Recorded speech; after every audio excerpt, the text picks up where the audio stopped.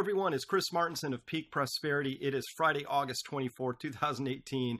And here's your update. Now, look, I could talk about what's going on in the markets and what's going on in the ecological world, all of that. But I have something else that sort of caught my attention today. And as you know, at Peak Prosperity, what we care about is the data. And if we can't align our worldviews, our belief systems with what the data is actually telling us, it's going to get us in a lot of trouble, right? So if our belief system is insects don't matter and the data says, whoa, they're disappearing, but it turns out they're actually critically important to an intact functioning ecosystem that delivers incredible life-saving and enhancing and supporting features for humans, then maybe we should care. But if our belief system says we don't care, we don't care. Now, here's the thing.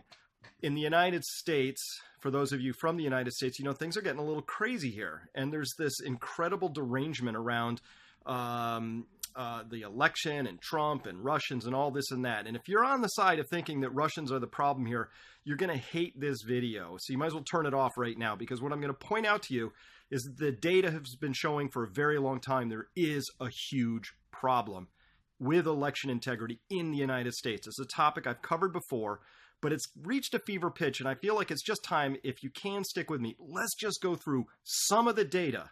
And once we get through it, you're going to agree with me, I think, that the data suggests very strongly that there's a huge election problem in the United States around the integrity of the elections, but it has nothing to do with the Russians. Or if it does, man, they're good. So I just got to start with something. This is in the New York Times today, and they're actually writing about the loss of intelligence assets in the Kremlin, but somehow they tie it right back to the fact that, you know, that this is somehow going to become an even more dire attack on American democracy. Here's the quote out of the New York Times. Quote, "But American intelligence agencies have not been able to say precisely what are Mr. Putin's intentions. He could be trying to tilt the midterm elections, simply sow chaos, or generally undermine trust in the democratic process." Generally undermine trust in the democratic process. Well, in order to undermine trust in the democratic process, you kind of have to have some to begin with. Nothing left to undermine in my own framework, and here's why. This has been going back through many different presidential, gubernatorial, congressional election cycles, but I'm just going to share a tiny bit of data with you. And since the New York Times is really heavily aligned with Hillary Clinton and the Democrats and all of that, I'm just going to point out and I'm going to poke at them a little bit.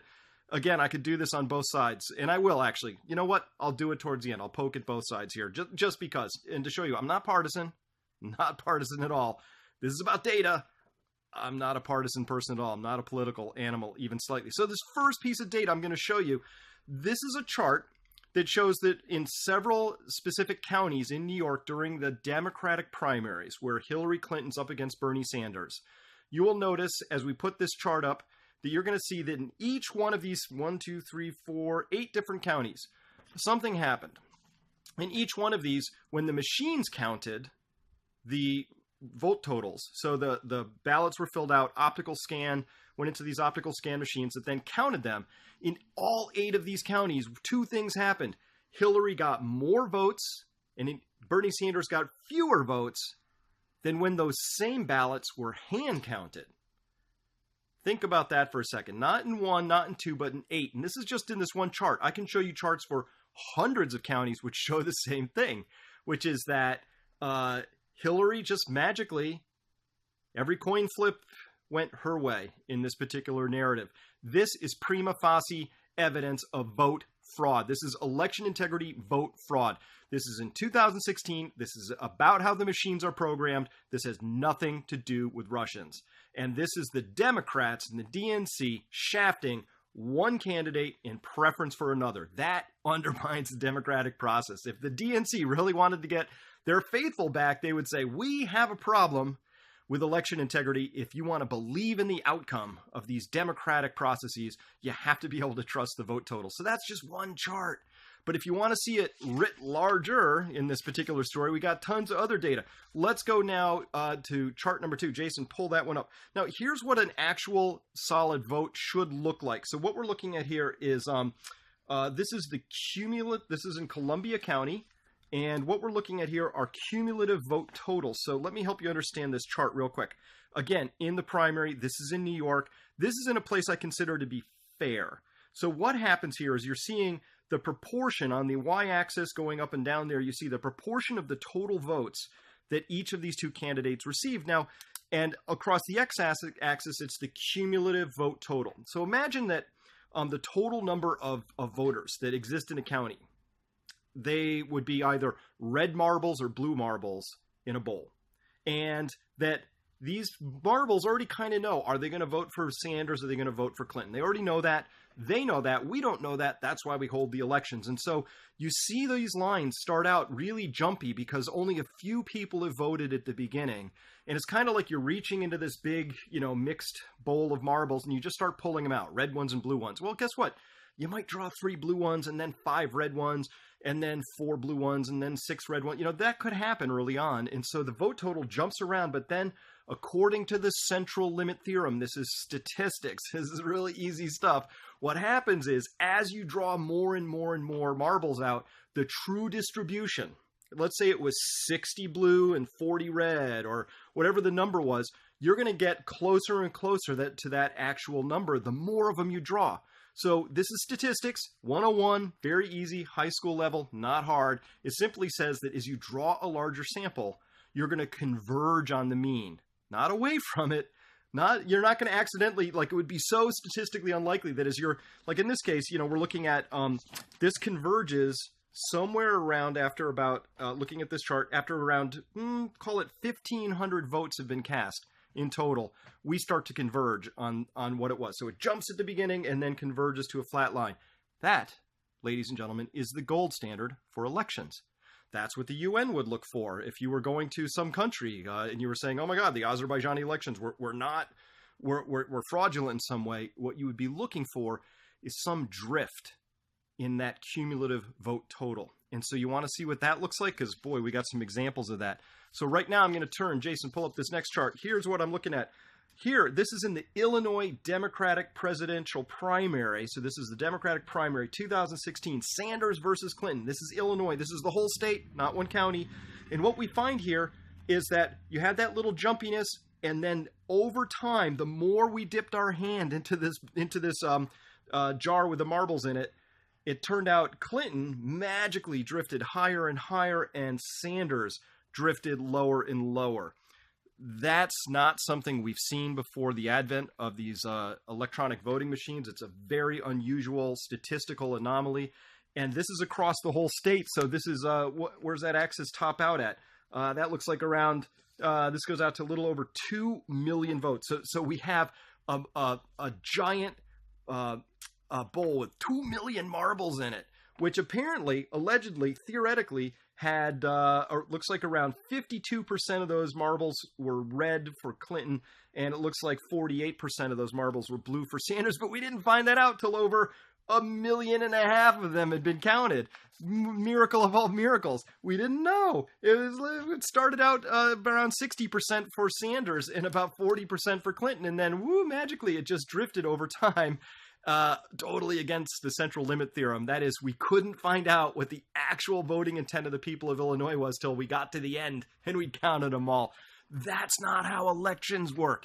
You want to talk about undermining the democratic process? That chart right there tells you that's a fraudulent election. Full stop. Hey, let's look at another chart here. Jason, we'll go to the next one. This is in Washington County, Wisconsin. This is the presidential general election, okay?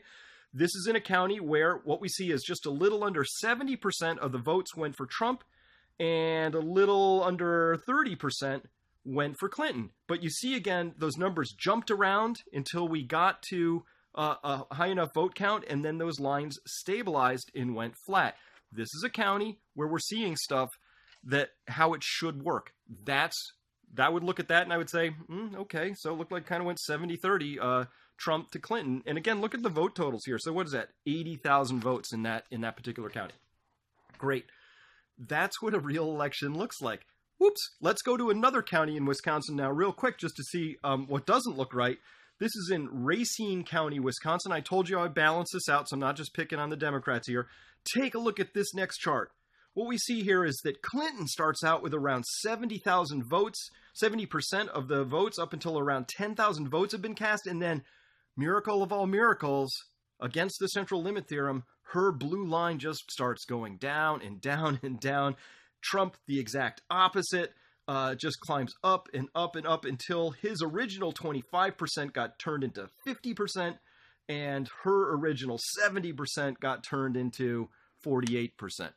Ladies and gentlemen, people at the New York Times particularly, if you want to talk about undermining the democratic process, please, you got to start with the fact that the United States elections are violating statistical principles. So one quick quote for you here. I loved it. I thought it was really perfect. Came out on Twitter a long time ago when all this sort of election snafu was going on. By the way, we still have an election system in the United States that's this bad. Okay? It's this fraudulent. And this is statistically obviously fraudulent. So for somebody who likes data, like me and the people at Peak Prosperity, this is a problem, okay? I love this quote. This is coming from Edward Snowden in 2016, November 7th. He wrote, "Hacking voting machines, not that difficult. Hiding a secret deviation in votes from after-the-fact statistical analysis, nearly impossible." So, but here's the thing. It is nearly impossible, and nobody's even bothered to hide it. And nobody said boo about it. I've heard 1,000 things about how Russia hacked the elections or meddled in the elections or did something, and not one article in any of the mainstream media about this stuff that I'm talking about here right now, which I've seen stuff like this since 2004. So when people ask me, do you vote? First, I'm not going to tell you because I don't want any way I might vote to dissuade people from thinking I belong to either the right or the wrong party, because I don't want people believing in me on that basis. I want the data that I present to be what matters. Second, it doesn't matter. If people behind the scenes can flip votes in statistical ways that a high school student could pick apart and prove beyond a shadow of a doubt to be absolutely fraudulent, then what's the point? So if you really want to inspire faith in the democratic process, people at the New York Times, if you are really concerned about undermining the democratic process, every time you write those words in an article that has nothing to do with an election system in the United States that fundamentally lacks integrity, you are undermining democracy in America. That's my message for this week. By the way, as a quick reminder, this weekend, Sunday, we are doing a really special webinar on the looming energy predicament that's coming. It's about oil. Oil's the master resource. Check that out. That's Sunday, 4 o'clock Eastern. Hey, if you sign up and register, it's also was going to be recorded, so you could watch it later if you want, with Art Berman, Alice Friedman, and Bob Barr. So we have people who are real experts on the ground who actually turn the crank and run oil rigs, to analysts, geologists, all this stuff. So we're really looking at this whole thing. And then on Sunday, September 16th, with David Stockman, we're going to be going through, plus special guest Jim Kunstler, we are going to be gathering in a room with people like us who happen to believe that we can figure out and decipher things for ourselves based on the data, and come to our own conclusions about what we need to do to be prepared for the future that is obviously coming. So again, check out those two events. That's what we do at Peak Prosperity. We're going to continue to bring you the data you need to make sense of this world. But do not for a minute think that anybody besides the United States is complicit in undermining the elections in the United States to the same degree that the two parties in the United States are already doing it.